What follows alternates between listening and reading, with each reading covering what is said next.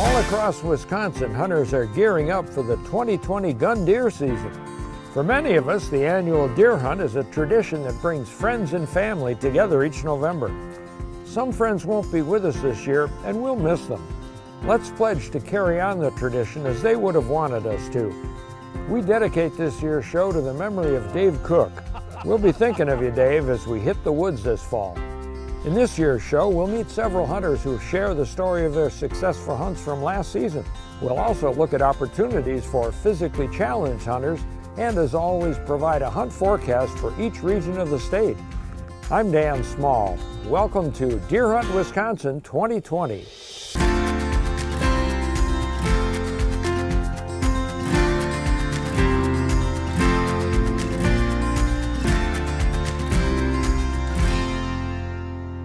Many deer hunters wouldn't miss opening day, let alone the entire season. But some hunters give up hunting for a variety of reasons, and some return to the sport later, often with the help of a friend or relative. Charles Beadlow gave up hunting, and then he came back to it thanks to help from his friend and mentor, Joe Russo. Well, I grew up hunting. My father, he grew up in Ohio, and that was part of his family tradition growing up. And it was something I was very eager to do as a child. I went hunting with him many times, even before I could legally go, and just kind of observed what he was doing. And the excitement couldn't compare to the first time that I saw him take a deer. And it was so exciting to me to see that. And I wanted to do that so badly, and I did. My first year where I could hunt, I legally took a deer. But he passed away in my middle teens. And at that point, just going out in the woods was a sad affair. I bought a license the next year, and I sat in the tree stand, and I just thought to myself, why am I even here? Without him, it wasn't the same. About 15 or 16 years passed, and I was talking to Joe Russo. I've known Charles since he was in 7th grade, so we've always been in close contact. Charles came over probably, it was about a year ago maybe, and he said, I want to start doing some things with hunting. And I have 80 acres of property out here, and I said, hey, you're welcome to come out hunting on my property anytime you would like. And so he set me up in one position on his property while he was on the opposite corner of the property. I was sitting on my stand this morning, and I said to myself, the most important thing today for me would be for Charles to be successful. One of the reasons I feel that way is because it's been over 10 years. Charles' father passed away, and I know he hadn't been hunting since that time, and I know he really enjoyed it. And here he was going to give it a try again. The buck came in, the little spike, and I was able to turn around and get a good shot on him. A few bounds later, he was down. I heard the shot that seemed like it was from the direction where Charles was sitting. I decided to take a walk, and when I got down there, I looked at Charles and I gave him the thumbs up, and he gave me a thumbs up, and he showed me that he had gotten a spiked buck. I was just overjoyed by that.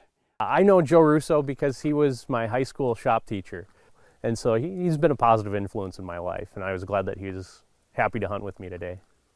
This year, deer hunting regulations are combined with regulations for small game, waterfowl, and turkey hunting in one booklet, which you can pick up at any licensed vendor or download from the DNR website.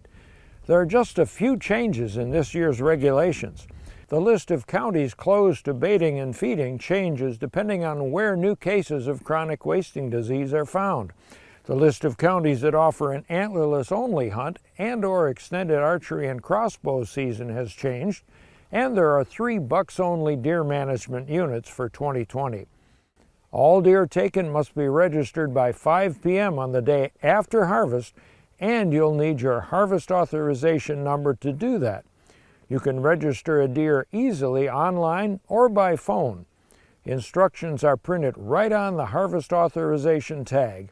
You may also register a deer at participating walk-in stations. We'll have a link on the Deer Hunt Wisconsin Facebook page, or look for one of these deer registration station signs. This year, the 9-day firearm season runs from November 21st through the 29th. The muzzleloader season runs for 10 days immediately following the gun season, November 30th through December 9th. In all Metro Zone subunits, the firearm season runs through December 9th. Some Metro subunits offer free antlerless harvest authorizations, so check the regulations for these changes before you hunt. The 4-day statewide December antlerless deer hunt will run from December 10th through the 13th. The antlerless only holiday hunt runs from December 24th through January 1st in all or part of the 32 farmland zone counties shown on this map. To participate, you or someone in your party must have an unused antlerless harvest authorization for the unit where you're hunting. Women and girls make up the fastest growing segment of the hunting population. Some women are born into hunting families, while others become hunters as adults. Lori Whitcop, who hunts with her husband and 2 sons on both private and public land, killed her first buck with a bow last fall, and her son caught some of the action on video. I was pretty excited about shooting my first buck. We all went out together. Gunner was sitting not too far from me, and this buck was by his stand, and then it came over towards me, and after a little bit of waiting, he presented himself with a good shot, good clean kill, and so I took it.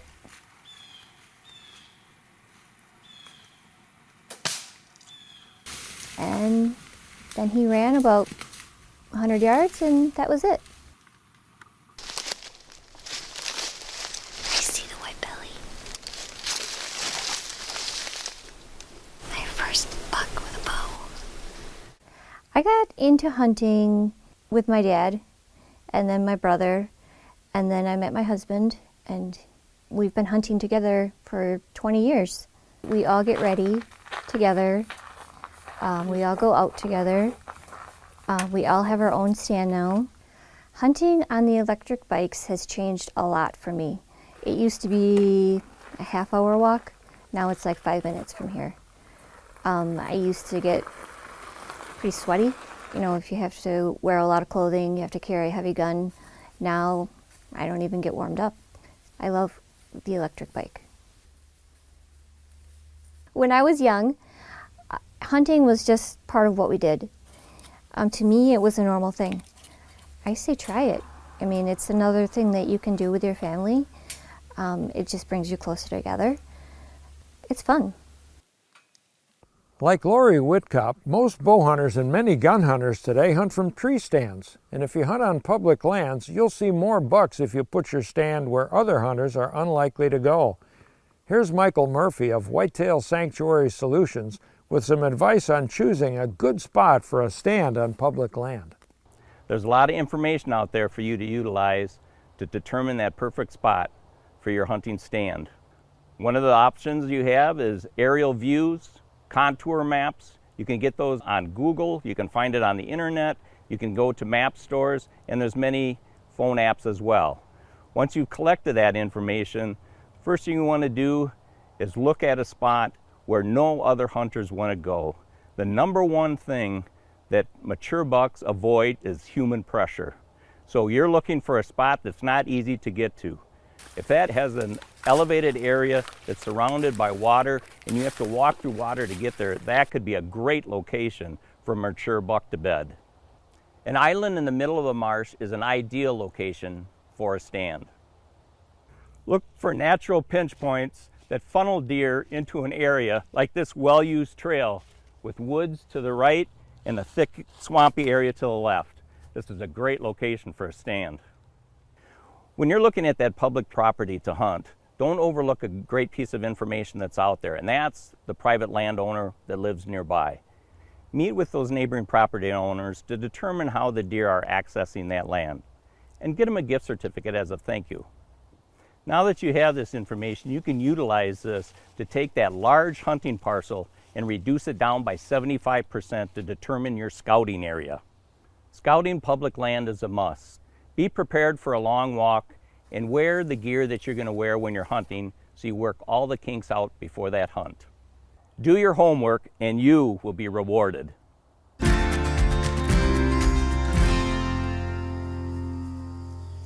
Northern Wisconsin has a variety of habitats, from farmland to large blocks of forest. and deer numbers vary across the region.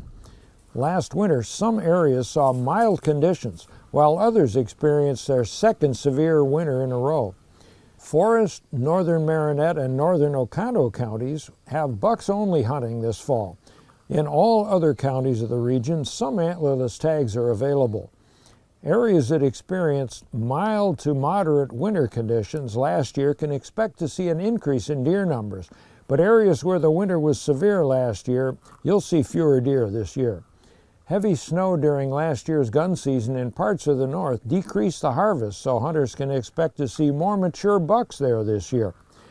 Spring greenup was early, quick, and lush, providing much-needed forage for winter-stressed deer, which appears to have helped fawn production across the north.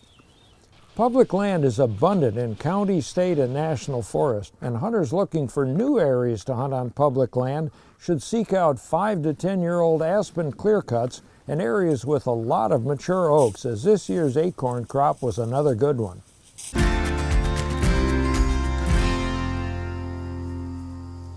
Most of the Northeast District experienced 6 mild winters in a row, and there was strong fawn production this year throughout the region. Habitat ranges from northern hardwood forests to flatter agricultural and wetlands complexes in Winnebago, Fond du Lac, and Calumet counties. In most of the district, you'll be allowed from 1 to 5 antlerless authorizations, and biologists are urging you to take at least 1 antlerless deer where this is allowed. Pre-season scouting is a good idea, as high water along the Lake Michigan and Green Bay shorelines and in forested wetlands will make access difficult in some places. Not everyone has access to private land where they can establish food plots and water holes. Many of us hunt on public land, but as we saw earlier, that doesn't have to be a handicap. Here's how one successful hunter scored a nice buck last season on land open to everyone. It was probably 4:45 this morning when I got up. I thought to myself, you know, you better get out in the woods. You got a big cold front coming this whole next week, and if you don't hunt today, you're going to miss out. I'd really like to hunt this public land area. Never have I hunted there before. I saw a car deer accident there about 2 or 3 weeks ago. An 8-point buck was hit by a vehicle. So I thought this would be a good area maybe to try hunting from the ground and maybe getting a shot at a buck. I went in where there was a tree and I drug some brush in around me that had fallen in the area, and I made a little nest and I sat there. Got my grunt call and gave a series of grunts.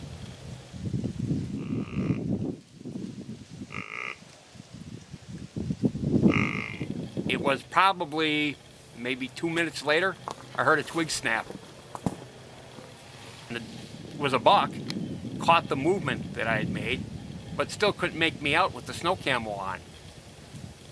It started moving through the field again, and at that point, I thought I better take a shot. I had to shoot between 2 trees. I actually had to cant the bow so I could shoot through the trees. I made the shot. I heard that hollow thud you hear when an arrow impacts.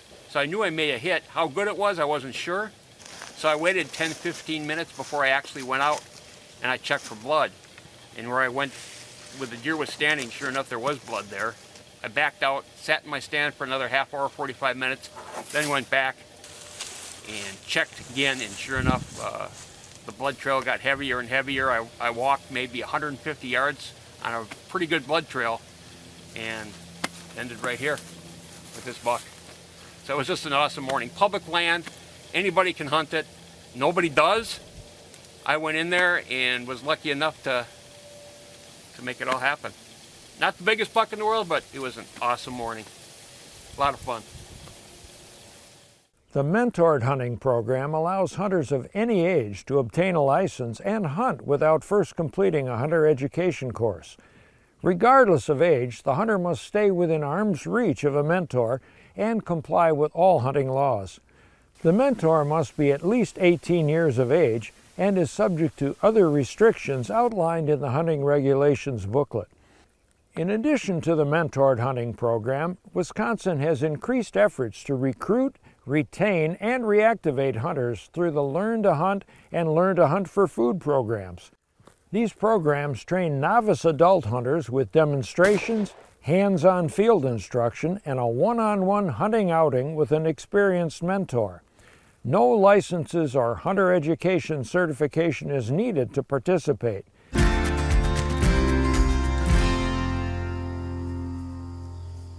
Deer numbers are up in most southern counties, and hunters will have plenty of opportunity to fill the freezer this season. Deer habitat varies greatly across the South, however. Deer are more abundant in the western and central counties, but mature bucks can be found all across the district. Most deer in the southern district are taken on private property, which makes up more than 90% of the landscape. However, excellent deer hunting can also be found on county, state, and federal land here.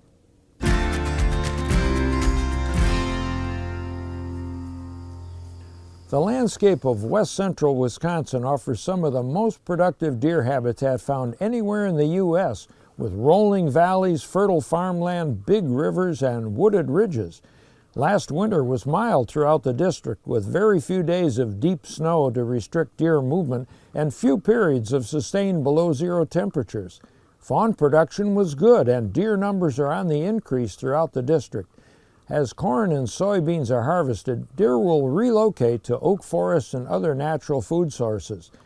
The harvest was down in this district as well last year, due in part to the late opening date and to late corn harvest. Many deer, including some big bucks that would have been taken last season, will be available to hunters this year. Scouting is an important part of preparing for your hunt, of course.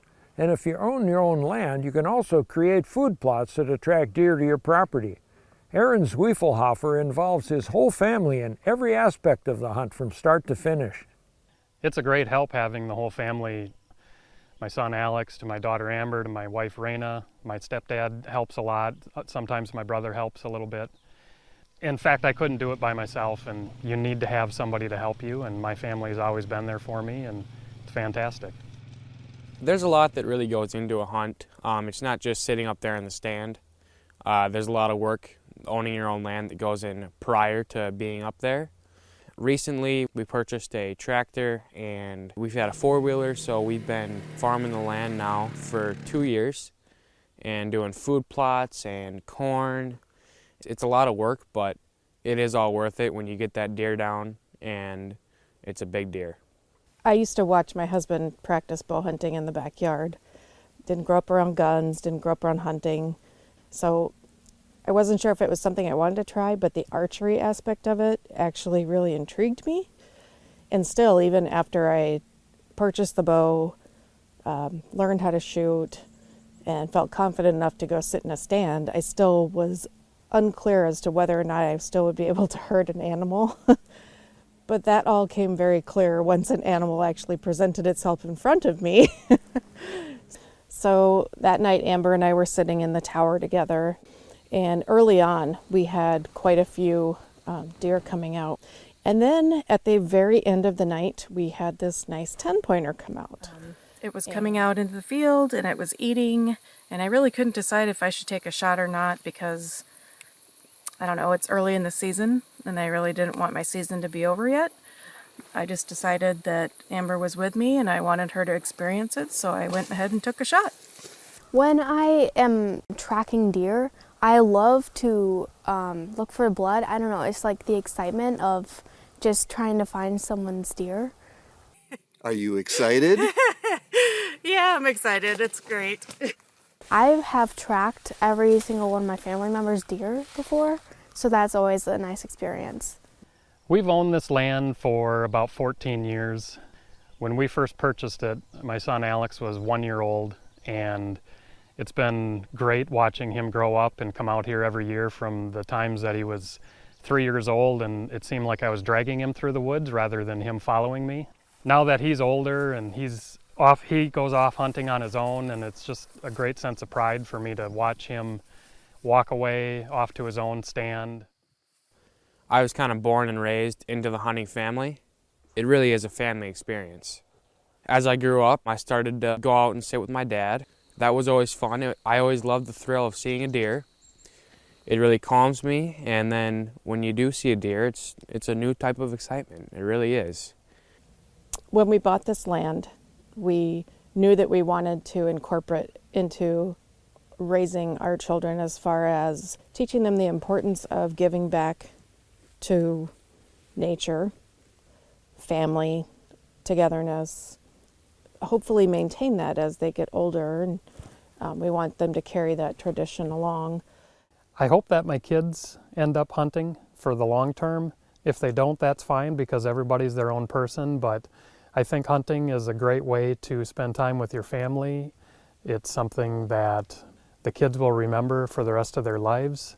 It's something that my wife and I can be proud of, teaching them how to hunt.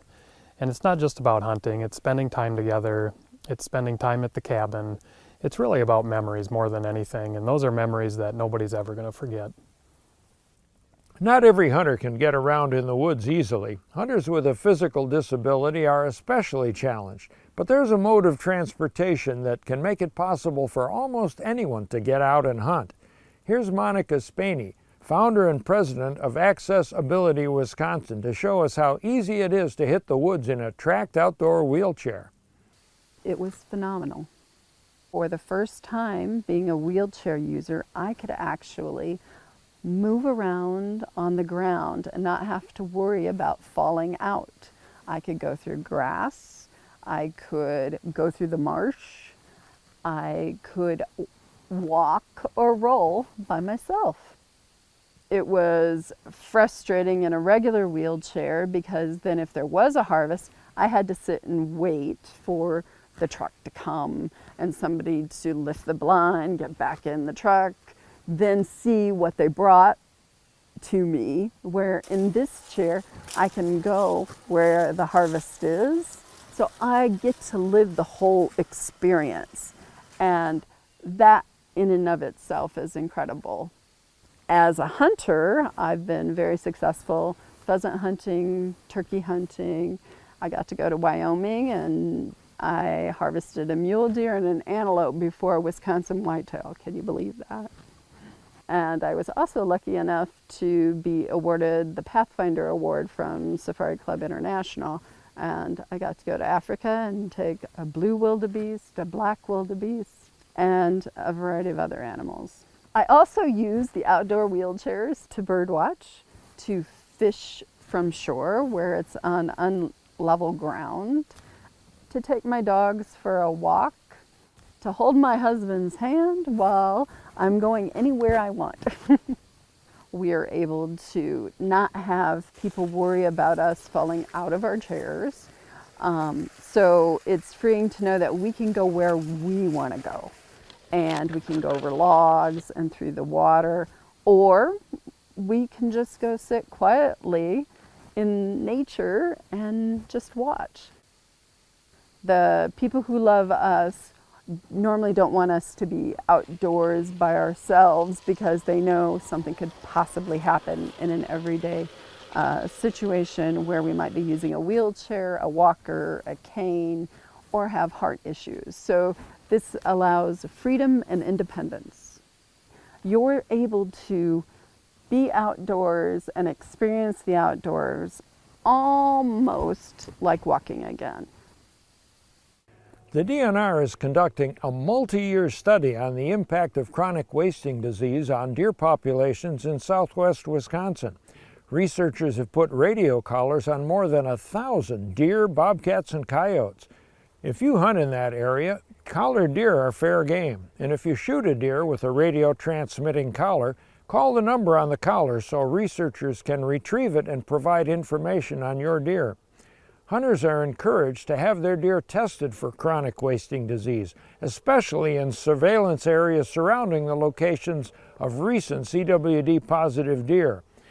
Chronic wasting disease sampling stations are located around the state, and some are staffed by DNR personnel or registration station employees, but many are self-service kiosks. Before you head into the woods this season, be sure to sight in your firearm. And you can do that at a number of private and public ranges around the state. And whenever you're handling a firearm, remember to practice the 4 rules of firearm safety. summarized by the acronym TAB-K. Treat every firearm as if it's loaded. Always point the muzzle in a safe direction. Be sure of your target and what's beyond it, and keep your finger out of the trigger guard until you're ready to shoot. If you haven't already done so, consider switching to non-toxic ammo this season. Lead core bullets, like those commonly used by most deer hunters, can leave enough lead fragments in the meat and entrails of deer to poison eagles and other scavengers that feed on gut piles and deer carcasses. Studies have shown that non-toxic all-copper bullets mushroom evenly, don't fragment like lead, and are equally effective at normal hunting ranges. You'll find links for more information on the Deer Hunt Wisconsin Facebook page and all the segments from this year's show on our YouTube channel. I'm Dan Small. Thanks for joining us. Have a safe and successful deer season.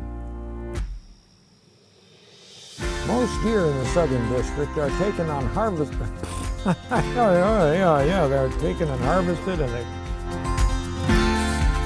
and they're equally as effective at normal hunting ranges.